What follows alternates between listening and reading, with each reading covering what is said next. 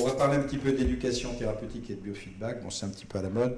Bon, vous savez que bon, en France, on n'honore pas la DSIGIA de la prévention. Bon, chez nous, elle a le bras cassé. Elle a été collée derrière la bibliothèque de médecine et personne n'y fait attention. Et bon, alors, ok. Donc, si on sort de Panacea, on va essayer de faire plutôt de la prévention. Alors, c'est des choses qui sont centrées sur la personne qu'on essaie de faire, mais qui ont la médecine, qui ont les sciences de la vie, qui ont les STIC, c'est pas facile de faire travailler toutes ces roues ensemble, et c'est un petit peu l'enjeu du GDR, d'essayer d'allier tout ça. Alors là, quand on rajoute effectivement toutes les équipes dont on a besoin, ça donne un ensemble qui n'est pas très facile. Donc moi, le seul truc un peu nouveau que je vais rajouter, bon, c'est l'UMVF qu'on avait créé aussi en même temps que le GDR avec Jean-Louis, qui ne s'appelle plus UMVF, enfin voilà.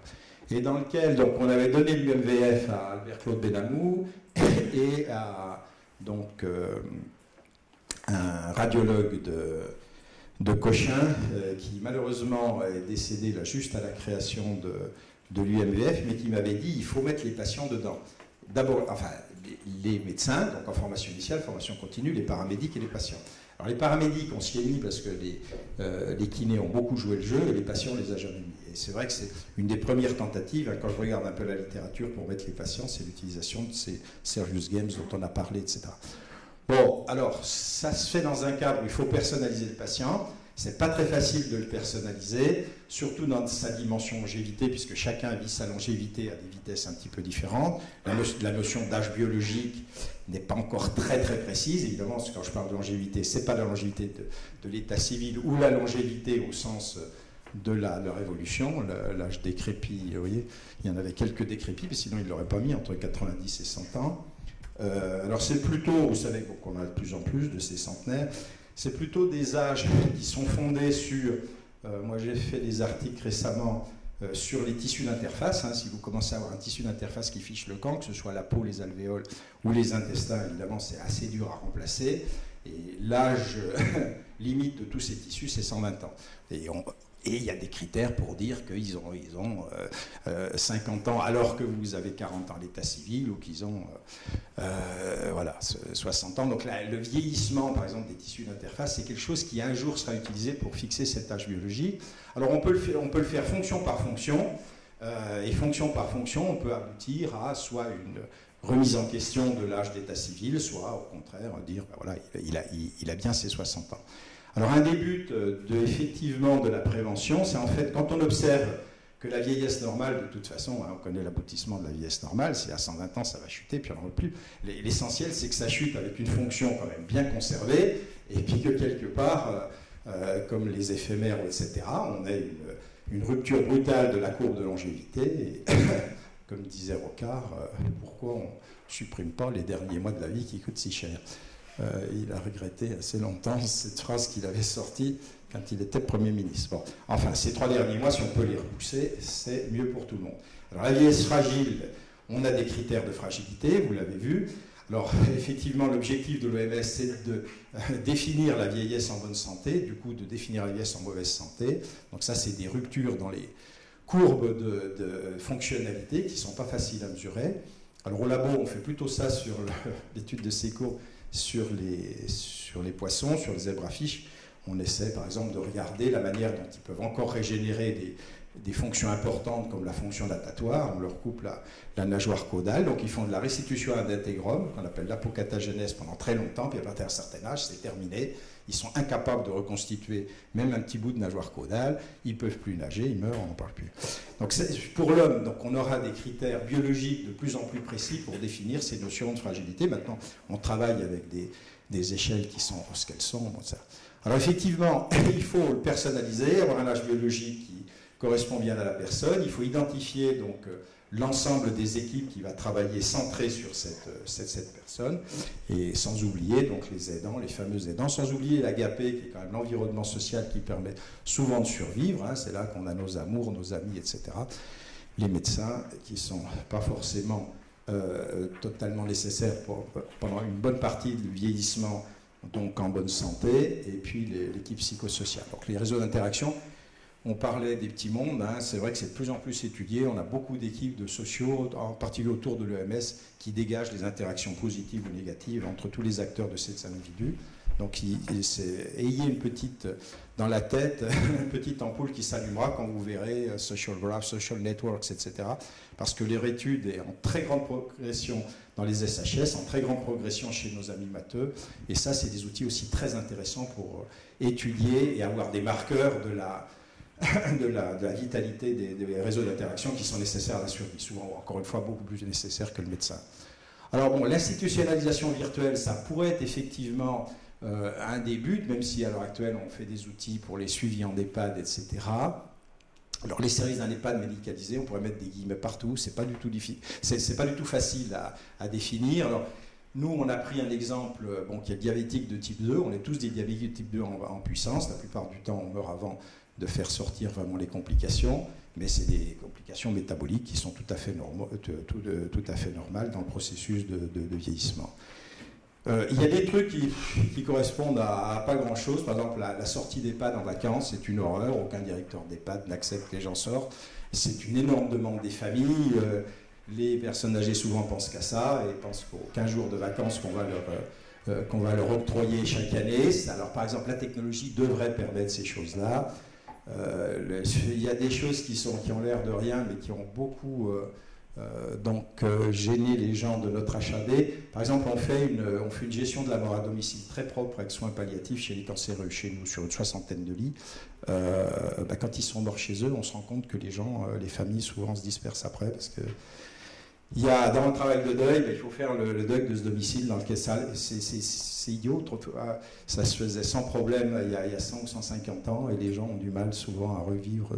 Alors ça a été bien, mais bon, la personne est morte. Les personnes ont beaucoup de mal à revivre dans l'appartement ou à revivre dans la... Donc là, c'est pareil, la techno devrait pouvoir aider, le renforcement du lien social, etc. Alors nous, on avait fait le choix de la télé poussée, donc c'était vraiment du techno-push par... ST Micro, parce qu'on s'était dit, tout le monde a un écran de TV numérisé chez soi, et on a beaucoup travaillé par exemple sur une notion pour avoir sur le même support donc toutes les facilités, avec une touche loisir, une touche gardiennage, surveillance, où on voyait ce que faisait la caméra de surveillance à l'extérieur, une touche donc médicale et une touche sociale pour avoir la TV sociale, par exemple, du Vercors et tout. Alors on a intégré ça, vous entendrez peut-être parler de ce projet, puisqu'il a été sélectionné grâce à certains d'entre vous, que je remercie, qui sont dans cette pièce, dans le cadre du projet e-santé, on appelait ça visio présence interactive. Alors pour vous montrer les montages qu'on a fait, c'est pas le grand, etc., sur Grenoble, les choses qu'on avait trouvées, c'était bizarrement un intégrateur qui fait de la com, un SPI Communication, une boîte qui fait dans les 30 000 personnes, qui est le leader du projet. Berger-Levrault, c'est quelqu'un d'intéressant parce que c'est quelqu'un qui va sur les CCAS. Il est rentré dans les mairies c'était un éditeur, par toutes les paperasses dont on avait besoin dans l'administration des mairies. Il est passé des mairies, quand il y a eu l'informatisation, à des fichiers informatisés, puis il est passé dans les CCAS, donc il est passé dans le social. C'est des gens qui sont très intéressants. Alors, on a quelqu'un qui fait du téléservice, qui est spécialisé pour faire du 24 heures sur 24, 7 sur 7, dans d'autres domaines d'ailleurs que la santé, parce que là c'est quand même relativement retranspodable et générique ce type de service. Et puis on a Innovlan qui, quelque part, a une bonne plateforme.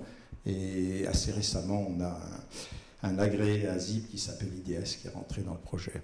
Donc on arrive à trouver des partenaires industriels pour nos projets qui investissent, on va dire qu'ils investissent à peu près 50% de la somme nécessaire. Alors suivant les entreprises grosses et petites, c'est pas tout à fait 50% ce que donne l'État, mais bon, je pense que je remercie encore les gens d'avoir effectivement retenu ce projet. Alors on est obligé de faire quand même une spécification et des cohortes différentes pour la prévention. Un type de 50 ans qui a un certain nombre de petits signes de prédiabète qui consulte, il n'est peut-être pas encore forcément totalement en ALD, mais visiblement il lui faut de l'éducation et de la prévention, alimentation et activité physique. 60-70, il mange ses antidiabétiques oraux. Bon, il faut faire effectivement de la vérification de l'observance, etc. Et puis là, à partir de 70 ans, le pied diabétique, la rétine diabétique, le rein diabétique, etc. J'en passe, c'est des meilleurs. Vous connaissez toutes les complications. C'est une des maladies les plus atroces. On connaît la fin. On peut arriver à repousser tout ça à 10 ans. Il vaut mieux mourir d'autre chose que de mourir des complications du diabète. Bon, alors, où est-ce qu'on peut faire du jeu ? Alors, qu'est-ce qu'on a promis dans le diabétique donc débutant ? On a promis de faire au début des restitutions des données métaboliques. Alors, c'est vrai que Là, on oblige effectivement le patient qui n'a peut-être pas trop envie à suivre sa glycémie. Bon, on espère sortir de glycémie en passant par la salive, etc., ou bien par la sueur au niveau des pieds, etc., parce qu'on a un certain nombre de corrélats de la glycémie interne qui sont peut-être un petit peu moins invasifs que les suivis glycémiques, mais aussi, on a aussi un certain nombre d'analyses qu'on peut faire au niveau du doigt, pratiquement non invasives. On met ça dans des doigtiers qui, effectivement, soit extraient une goutte de sang, soit maintenant font des analyses donc avec des procédés type laser, etc. Enfin, là, on essaie d'épargner le plus possible le caractère répétitif et casse-pied d'une prise de sang. Alors, il faudrait que les aidants familiaux soient concernés, donc le jeu doit absolument les mettre les deux, donc les responsabiliser et les éduquer. Et alors le biofeedback pourrait apparaître. On va parler un tout petit peu du biofeedback après. Au niveau du diabète installé, c'est l'aide à l'observance et à la compliance, qui concerne. Il ne faut pas que les gens jettent trop le pilulier électronique à la poubelle. Alors, en diabète compliqué, c'est l'aide à la prévention des escarres, l'aide au déplacement si la rétinite a commencé à apparaître. Et puis, toutes ces données métaboliques, il faudrait les responsabiliser. Moi, j'ai un très bon exemple d'un gars qu'on n'a jamais passé à notre robot qu'on avait construit pour Benabid, qui met en place l'électrode de stimulation dans le cadre du Parkinson tremblant, dans les phases débutantes du Parkinson. C'est un ingénieur CNET. Bon, quand j'en parle, il y a souvent des gens du CNET qui le reconnaissent, je ne vais pas dire son nom, qui avait commencé à une quarantaine d'années, qui a cherché à comprendre sa maladie, qui s'est dit, voilà, ok, je tremble, j'arrive plus à mettre la clé dans la serrure. Bon, alors c'est plus un bon symptôme, puisqu'on n'a plus de clé à mettre dans les serrures de bagnole, on a qu'appuyer sur l'infrarouge, mais enfin à l'époque c'était... Donc il avait un banc son père était horloger, et il avait un banc de petites vis avec des tournevis de taille plus ou moins réduite, et il notait la vis sur laquelle il s'arrêtait. Après il ne pouvait plus visser parce qu'il tremblait. Il avait des plans inclinés en montée et des plans inclinés en descente, et il notait l'angle à partir duquel on montait en descente s'il se cassait la figure. Mis dans le Mac, il s'est micro-dosé. Il a pratiquement échappé à la phase de rigidification, saturation de L-Dopa pendant 25 ou 30 ans. Mais bon, voilà, il était ingénieur, il a vachement réfléchi, il a vachement compris, il s'était fait ses autotests. On ne peut pas estimer que tout malade diabétique de type 2 fera ça, mais le but des Serious Games, c'est d'amener un pourcentage important de gens à faire ça. Que c'est Serious Games? Le ludic game, on prend, ou le fun game, on prend les principes qu'amusent tant vos enfants donc, sur les petites stations, les DS, les Nintendo, toutes ces choses-là, et puis on le met au service d'une pédagogie, en l'occurrence la pédagogie médicale, mais derrière c'est exactement le même soft, c'est exactement le même design. Alors je ne sais pas, ça c'est un exemple qui est courant, qui a été fait par les gens par quelqu'un de Necker, mais qui a repris des choses un petit peu qu'on avait fait aussi chez nous, par exemple pour la prostate, etc. C'est en salle de chirurgie, essayer de simuler pour le jeune interne, etc., la plupart des interventions courantes. Donc on joue, alors on pourrait jouer sur un mannequin, mais là on joue de manière interactive avec des... Et souvent c'est assez propre sur le plan de la restitution du rendu. Alors les plus forts sur le rendu, c'est pas Infogrames et les Ludic Games, c'est ADS en ce moment. Ils ont une filiale, donc Cassignan qui fait 25 000 personnes. Dans Cassignan, il y en a 3500 qui travaillent sur les Serious Games et les simulateurs, évidemment pour la NASA, pour l'aéronautique, etc. L'astronautique, c'est des super bons. Ils valent pratiquement Pixar en rendu. Et dans les simulations de procédures, l'interactivité, etc., ils sont impressionnants. Ils sont très chers. On espère qu'ils nous feront des petits cadeaux en santé, ça c'est un autre problème. Mais je pense que et ADS c'est vraiment des partenaires qu'il faut aller chercher. Alors il y a déjà des trucs qui sont sur le web, mais qui sont essentiellement pour les enfants. Le diabète de type 1, qui apparaît de plus en plus tôt, je crois que la moyenne c'est 8 ans. Donc il faut qu'à 8 ans on leur fasse comprendre que toute la vie, il faudra qu'ils se piquent. C'est pas facile de faire. Et il y a des très très bons trucs, donc il y a le projet Diabéo, qui, va vivre sa vie, on va essayer de participer un petit peu donc à ce grand projet national. Il y a le projet SOFIA de l'assurance maladie. Mais par exemple, j'ai trouvé que Lucie Web, qui place les gens dans une espèce pour leur faire comprendre les différentes attitudes et l'obligation de faire des traitements donc, insuliniques, voilà, une espèce de grande enquête, ça s'appelle luciweb.com, c'est assez rigolo. Alors on prévient les parents, c'est un support éducatif destiné, il se trouve là aux enfants qui leur rappellent comment il faut. Alors il y a une fille, un garçon, ils ont tout un tas d'aventures. la fille, voilà, tous les jours, on sait où on en est, son insulinémie, de sa glycémie, et puis voilà, et les effets de l'activité physique, les effets donc de l'alimentation, tout est... On suit ça dans des jeux qui sont très bien faits, elle se promène dans des environnements où elle sait ce qu'elle a à faire dans son agenda, elle va dans différents pays, elle emmène son traitement dans son petit sac à main, tout ça c'est bien. Alors, les Américains, pour le diabète de type 2, ont quelques sites pas mal faits. Donc, alors c'est toujours des environnements, en soirée, dans Star Wars et tout, mais enfin bon. Il y en a un qui est Power Defense, par exemple, pour diabétique de type 2, mais qui serait invendable chez les Français. On peut pas, à mon avis, je vois mal la personne. L'autre, il s'appelle Black Ops, c'est pareil, c'est des choses... Bon, on ne fera pas des trucs comme ça. Mais enfin, il y a de l'information qui passe. Hein, mais encore une fois, c'est la grosse artillerie... de ça. Alors, pour vous donner quelques éléments de capteur, je peux m'arrêter à tout moment, hein, parce que j'ai des tas d'exemples et je peux m'arrêter. Pour vous donner un exemple, alors le pied diabétique, c'est quand même l'horreur, hein, vous perdez la sensibilité, donc vous pouvez chuter à tout moment, vous êtes à la petite marche là, qui est à 3 cm du sol, là vous la ratez pas celle-là. Parce que vous ne sentez plus vos appuis, etc. Donc il faut renvoyer l'information à la personne. Donc, on a déposé un projet dans la L5 qui doit s'appeler Shoe, Soul, Sock for a Soul, c'est-à-dire qu'on a une gueulasse, shoe, une chaussette et une semelle qui prennent les informations de pression et qui, dans la chaussure, essaient, bon, ça c'est un petit peu spéculatif, mais j'espère que ça rendra, qu'ils prennent aussi des éléments dans la sueur pour savoir où en est la glycémie. Alors, vous voyez que si... Alors la chaussette a un textile qui est fait par une boîte qui est dans le labo qui s'appelle Texisens. Si quelque part, dans l'appui, on va se mettre plutôt à droite, il y aura au niveau de la restitution quelque chose. Alors au début on faisait ça sur le palais, on voyait ça sur le palais, je vais vous montrer d'autres renvois et d'autres restitutions permettant le biofeedback. On fait quelque chose d'un peu gênant, en l'occurrence c'était une petite stimulation sur la partie gauche, si c'était le pied gauche, là, qui disait, écoute Coco, il faut absolument te redresser, tu fais qu'appuyer sur cette chose-là. Parce que vous les sentez, ces pressions, vous les avez sur vos fesses, etc.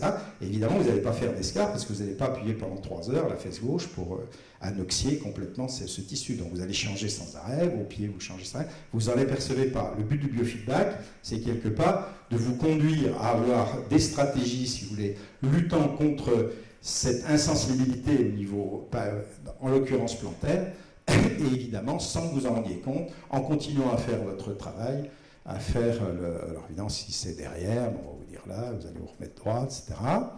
Et même si vous avez déjà le premier petit ennui du pied diabétique, c'est-à-dire une exérèse qui, malheureusement, en principe, la destinée, c'est on se termine cul de chatte, diabétique de type 2. Et moi, j'ai eu un maître matheux, vous avez peut-être connu, René Thom, il a terminé. On avait coupé partout, il est mort après. Et c'était probablement le plus grand matheux du siècle passé, donc ça arrive quand même à tout le monde. Donc ces feedbacks, suivant la position des pressions, on est informé. Alors on n'est pas... Bon, on avait fait ça sur le palais pour des raisons diverses. Et si vous êtes informé avec en face de vous, si vous voulez, des exercices à faire, etc., vous allez intégrer le fait que vous avez vraiment perdu la sensibilité et on vous met dans des situations, on va vous faire tomber, on va vous faire sentir que là, c'est plus comme avant, vous avez ce handicap, etc. Alors on n'est peut-être pas forcé d'aller jusqu'à faire jouer au golf, etc. Mais ce qu'on a préparé comme jeu, c'est ça. Et vous connaissez tous ces outils, les tennis virtuels, les golfs virtuels, qui peuvent être utilisés. Alors on a des tests de la même sorte. Alors tout le monde va se croire diabétique ici. On va essayer d'en faire un. Normalement ici vous devriez voir une pyramide. C'est un test que j'ai généralisé à partir du triangle de Canissas. Les arêtes, en principe, chez quelqu'un qui a gardé sa rétine intacte, qui a l'inhibition latérale, on doit voir les arêtes. Là, en principe, on doit avoir tourné le cylindre central par rapport aux cylindres latéraux. Là, on doit avoir en vision latérale des petits carrés noirs à l'intérieur des choses blanches, etc. J'arrête parce que quand je présente ça, tout le monde ne voit rien et se croit très malade. Donc, mais non, on a des tas d'exercices qui permettent de tester avec retour, etc., où les gens peuvent jouer. Pardon ? Oui, c'est pour vous montrer qu'on arrive quand même à jouer puis à faire réagir les gens. Et il y en a, c'est infini, hein, les tests visuels. Parce qu'on perd en général dans ces rétinites d'abord les bâtonnets qui sont en périphérie. Or, les bâtonnets sécrètent un facteur donc, de croissance pour les cônes. Et quand on perd la relation entre cône et bâtonnet, on perd la vision nocturne, on perd la capacité de voir le relief et on perd la capacité de prolonger des lignes un petit peu virtuelles. La plupart comment dirais-je, des illusions. Bon, les escarres, vous voyez bien le risque, hein, vous appuyez, vous n'êtes plus anoxié, vous perdez. Ça, c'est des zones à escarres. Et on peut les avoir quand on est diabétique, dès que si on a une pathologie autre, dès qu'on est obligé d'utiliser, par exemple, un fauteuil roulant. Alors la prévention, c'est toujours la même chose, hein, ce que je vous dis, ça c'est au niveau des fesses, mais ça répète ce que je dis au niveau des pieds. On vous transmet une information qui vous fait changer de position. Alors elle peut être donnée, hein, donc je vous dis, initialement on avait fait ça avec des stimulateurs vibreurs, des stimulateurs électriques sur le palais, mais ça peut être en fonction de cette information là que vous recevez, ça peut être la vibration au niveau d'une montre en disant... voilà, il y a un endroit sur lequel il faut, ou votre téléphone, prenez votre téléphone portable, puis vous voyez vos fesses avec les zones de pression. C'est Nicolas a pensé à des tas d'autres restitutions. Bon, ça, l'imagination au pouvoir derrière. Alors l'ennui, c'est quand on ajoute à ces pathologies, par exemple diabétiques, qui immobilisent un petit peu, des cercles vicieux du style le gars, comme par hasard il est informaticien, il passe son temps assis devant un écran d'ordinateur, donc là mais il peut être prévenu dans un coin de l'ordinateur et l'espoir c'est toujours le même, l'espoir c'est que finalement on fasse la boucle et les réactions de biofeedback sans que ça vienne à la conscience. Le gars il continue à faire ses beaux programmes et il ne s'est pas perçu qu'il a changé 4 fois de fesses. Ça, c'est des feedbacks que j'appellerais plutôt familiaux. On dispose maintenant d'outils qui permettent, dans un environnement familial, ou un environnement amical de l'agapé, finalement d'avoir des liens qui ne sont pas vraiment les liens que les gamins utilisent dès maintenant 7-8 ans, où ils font leur message, c'est là. On peut prendre toute la famille, donc avec, ça c'est des techniques qu'ils ont à Grenoble, l'Institut de la Communication parlée, avec des clones qui ressemblent parfaitement donc, aux enfants, aux parents, etc. On peut communiquer avec eux, ça c'est... Anastasia Smitas qui a proposé ça donc avec sa boîte caméra contact à travers des photos sur lesquelles il suffit d'appuyer avec la personne, soit elle est présente, elle nous parle, soit elle n'est pas présente et son clone va donner le dernier message qui a été délivré. Ah bah oui, est-ce que tu as pensé à prendre la petite pilule là, parce que peut-être que l'aide à l'observance, la meilleure, c'est le rappel par un enfant ou Elle, sa grand-mère était à Leningrad, parce qu'elle était russe, elle faisait partie avec son mari de ces jeunes Russes qui ont fait l'école polytechnique, des gens très brillants, et quand même toute la famille était restée à Leningrad. Et elle arrivait à suivre, elle a fait des très jolies applications dans lesquelles finalement il y a une espèce d'espace virtuel, même à 2 ou 3 000 km de distance, dans lequel on arrive à avoir justement grâce à la virtualisation, des réactions rapides. Alors, le premier truc qu'on avait fait, c'était le Visuref, il y a 25 ans, si vous vous rappelez ça. On plaçait les gens avec le plétismographe, on les transformait en un solénoïde. Donc leur mouvement respiratoire était pris, et s'ils étaient asthmatiques ou je ne sais pas quoi, en obstruction bronchique, on leur donnait le profil idéal, puis ils avaient tout un tas de cours, ils étaient obligés de se coller dessus, de réapprendre et tout. Nous, on a appris le biofeedback dans les années 70, 80, avec Gilles Abenchetri, avec ces outils-là. Et on était contents parce que ça marchait bien. On donnait à voir, on a nos succès, on donnait à voir l'activité cardiaque en 4e harmonique de Fourier de l'activité inspiratoire. Et puis un truc assez marrant, c'est que quand vous êtes bien portant, vous avez une danse du cœur sur votre rythme respiratoire, c'est-à-dire que le cœur il s'accélère pendant l'inspiration, il décélère pendant l'expiration. C'est relativement grave de voir disparaître cette petite danse de la période cardiaque instantanée. Mais je peux vous dire que dans Alzheimer, dans Parkinson, dans toutes les maladies dégénératives, un des premiers signes précoces, c'est de voir ce truc qui disparaît. Alors, il ne faut pas nécessairement s'affoler quand vous avez ça et que vous avez enfilé le Visuref, mais bon, voilà, il y a une manière d'apprendre aux gens, tiens, là, il faut peut-être un peu faire gaffe et puis consulter. L'hypertension artérielle, on avait fait des systèmes aussi comme ça. Alors, évidemment, ça pourrait se faire dans le cadre de l'appartement intelligent, on essaie de les suivre dans des choses un peu plus compliquées, avec des courbes, alors... Si vraiment on monte des trucs comme ça, des anomalies de certains rythmes nictéméraux en faisant des bilans journaliers, bon, ça passera sans doute à la poubelle, hein, même si on le met sur une belle télé, le type, il va passer à la touche choisir et il va regarder Star Wars. Hein. Mais disons que bon, le maximum de la responsabilisation, ça pourrait être dire mon patrimoine santé, il est important, je regarde la cour de mes actions sur ma banque, je regarde ce qui me reste sur mon CCP tous les mois, pourquoi je ne regarderais pas forcément tu vois, des choses peut-être un petit peu plus importantes si on regarde mon patrimoine. Ben bon, le bonheur, on l'a dit, hein, c'est le silence des organes, c'est l'oubli de tout ce qui peut être embêtant. Les Français sont quand même très forts pour ne pas regarder ça. Donc, c'est les limites du biofeedback. Hein. Je vais peut-être terminer là-dessus, parce qu'il ne faut peut-être pas donner à savoir aux gens trop de choses. Alors, le marché, comme d'habitude, n'est pas facile. C'est vrai que... Alors, mais là, le réemploi, par exemple, de logiciels, des logiciels des fun games, c'est certainement aussi un des moyens, avec une réingénierie minimale, par exemple, de rentrer rapidement dans du... sans avoir forcément à réutiliser des choses un peu chères de Pixar ou bien de Walt Disney. Il y a certainement des choses qui sont à réutiliser. Et alors c'est sûr qu'après l'évaluation, c'est compliqué. Hein. Moi, j'ai démissionné de la HAS, je suis persuadé qu'il n'y a aucun de ces trucs qui sont sur les LPPR.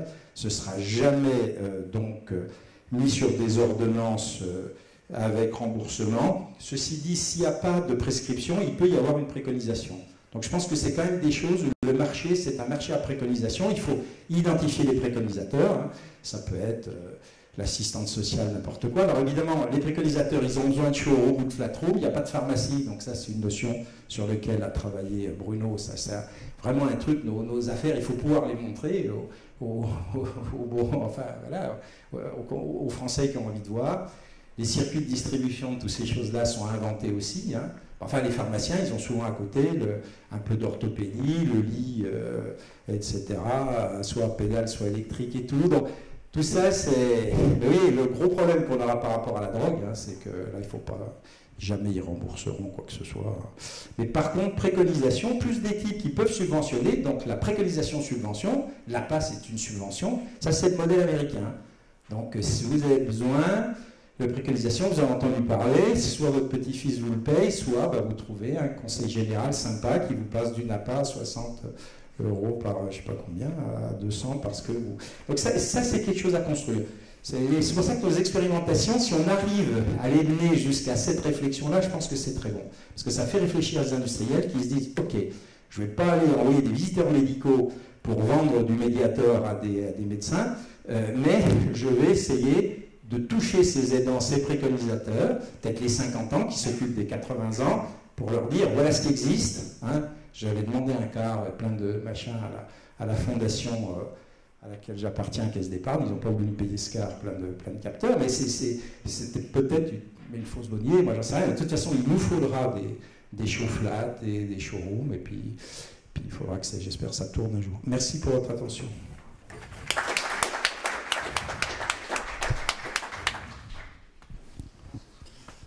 Merci Monsieur Demangeot. Donc nous allons prendre quelques questions dans la salle. Oui, bon, c'est Serious Game, bon, c'est vraiment fantastique, ça, j'avoue que moi, c'est passionnant. Par contre, il y a une telle hétérogénéité des utilisateurs. Est-ce qu'on arrive finalement à faire une stratification des préférences ? Parce que ça ne me paraît pas évident. Bon, par rapport aux aspects ergonomie, etc., il y a une hétérogénéité des individus, bon, ça, ok. Mais il me semble qu'en termes de serious game, je ne sais pas si on est arrivé à faire une stratification au niveau international, parce que, bon, effectivement, la communauté s'intéresse beaucoup à ça, hein. Ben oui, c'est devenu à la mode. Alors, si ma réponse, ce serait, tout le monde a fini par aimer Bambi, a vu Bambi, machin, etc. Donc, si tu veux, il y a des espèces d'universaux qui se sont installés dans le fun game ou dans l'animation. Donc là, certainement qu'il y aura, même si les diabétiques de type 2 sont très hétérogènes, les femmes réagiront peut-être différemment des hommes, etc. Je crois qu'il faut y aller parce que sinon l'industrie du film n'existerait pas. Si un film était destiné à un individu, je veux dire, ça aurait disparu. Alors, comme on arrive à avoir des films super consensuels, etc., ce qu'il faudrait espérer, c'est qu'on ait des choses consensuelles. C'est dur à faire, hein, il faudra de l'imagination. Je ne suis pas sûr que les médecins ou les informaticiens soient les meilleurs pour faire ça. On va voir ce qu'on est capable de faire. Ceci dit, les gens des ADS, ils m'ont quand même dit que même ce qu'ils font avec Katia, avec des logiciels qui coûtent très cher, etc., c'était un public, tu vois, très choisi, des pilotes, des astronautes, etc. Si ça n'avait pas dû leur plaire, ça aurait été à la poubelle. Donc ils ont été quand même obligés, comme ils vendent dans le monde entier, aussi bien à la NASA, aux Russes, etc., au CNES, ils ont quand même été obligés de faire des outils qui finalement, ben voilà, ont battu les Cassidian, ça marche très bien, les 25 000 personnes ont battu les logiciels correspondants dans les appels d'offres américains ou machin, donc ils sont arrivés à faire des produits consensuels. Le challenge de ces trucs-là, c'est effectivement d'être suffisamment bien conditionné pour plaire à tous les publics et informer tous les publics. Mais l'éducation nationale, elle arrive bien à éduquer les gosses avec les mêmes manuels. Hein. Bon, et si on n'y arrive pas, ben ce sera tant pis pour nous. Puis l'université virtuelle, je ne dis pas que c'est le succès du siècle, enfin quand même on reconnaît que c'est... Je sais pas quoi, il y a la moitié des facs de médecine qui l'utilisent, qui ont supprimé tous les cours présentiels en première ou en deuxième année, ils sont bien arrivés à faire des documents qui plaisent à tout le monde. Tu vois. C'est pour ça que j'ai quand même de l'espoir. Mais c'est le problème que tu soulèves, oui, ce sera un des problèmes fondamentaux. Hein. S'il faut personnaliser le truc par patient, on est mort. Là, ah ben non, tu sais, il n'y a pas de marché, il n'y a plus rien. Ouais. Tout à fait. D'autres questions? J'ai une question. Vous parliez justement que le remboursement de ce genre de choses-là était difficilement envisageable, mais sur Internet, on voit une grande imagination et créativité dans l'invention de nouveaux modèles économiques. Alors, est-ce qu'on peut envisager de nouveaux modèles économiques pour ce genre de choses-là? Est-ce que ça ne pourrait pas aussi poser peut-être des problèmes éthiques? Je ne sais pas, en imaginant par exemple que le modèle économique, que ça soit financé par un laboratoire pharmaceutique ou par une mutuelle ou par... Ça, j'y crois pas beaucoup. Non, je pense qu'au démarrage, les fondations des grandes boîtes pourraient s'intéresser à ça. C'est-à-dire que la fondation, il y en a partout, et ADS, la fondation France Télécom, etc., pourrait effectivement investir au démarrage. Alors après, oui, effectivement, le modèle Minitel, il a fini par réussir. Enfin, s'il faut passer par une période un peu rose où la diabétique de type 2 rencontre un diabétique de type 2, ben pourquoi pas? Je sais pas. De toute façon, il faut démarrer. Si le produit est sur la table, soit il sera rejeté, soit il sera pris, il sera sans doute dans l'usage assez transformé, mais dans le sponsoring, j'y crois pas trop, je vois pas le... Sauf qu'une boîte pharmaceutique, peut-être qu'elle se dit que dans cette aventure, pour échapper à des enquêtes d'usage, parce que les enquêtes d'usage 5 ou 6 ans après, c'est mortel, hein, je veux dire, vous avez vu le Mediator qui disparaît de ça, donc pour échapper, je veux dire, à l'épidémiologie, les essais, on va dire, de type 6, là, donc 5 ans ou 10 ans après, peut-être que se rapprocher du public, se rapprocher de gens qui bouffent leurs antidiabétiques oraux, les faire participer dans l'éducation, ils pourront faire peut-être leur auto-censure et ils auraient peut-être fait disparaître le Mediator avant si on leur avait dit que voilà, tout le monde a les mêmes symptômes. Donc associer peut-être le patient dans des... S'il y a des mecs intelligents dans les boîtes pharmaceutiques, c'est peut-être possible, hein, moi je ne sais pas. Il y a 2 essais qui peuvent être regardés avec intérêt. Il y a l'essai, ce que fait Malakoff-Médéric pour la tension artérielle, de passer par les entreprises et de mettre en place, faire payer un tout petit peu plus cher les prélèvements aux entreprises, mais offrir du service, c'est-à-dire des équipements au domicile, plus des plateformes d'assistance à la personne pour qu'elle suive leur traitement. Donc là, à mon avis, c'est un axe qui peut être intéressant. Et aux États-Unis, il y a des clubs de sport qui se sont ciblés sur des pathologies et qui en fait offrent ce type de dispositif dans le cadre de l'abonnement. Et c'est vrai que l'abonnement est suffisamment cher pour que ça soit quasi gratuit de regarder ça. Quoi. Ouais, merci Bruno, non, je pense que c'est des très bonnes idées. Alors, un des problèmes, c'est que la plupart des gens, ils ne voient pas de médecin entre 2 ans et puis 60 ans, parce qu'il n'y a plus de médecine scolaire, plus de médecine universitaire, plus de médecine militaire.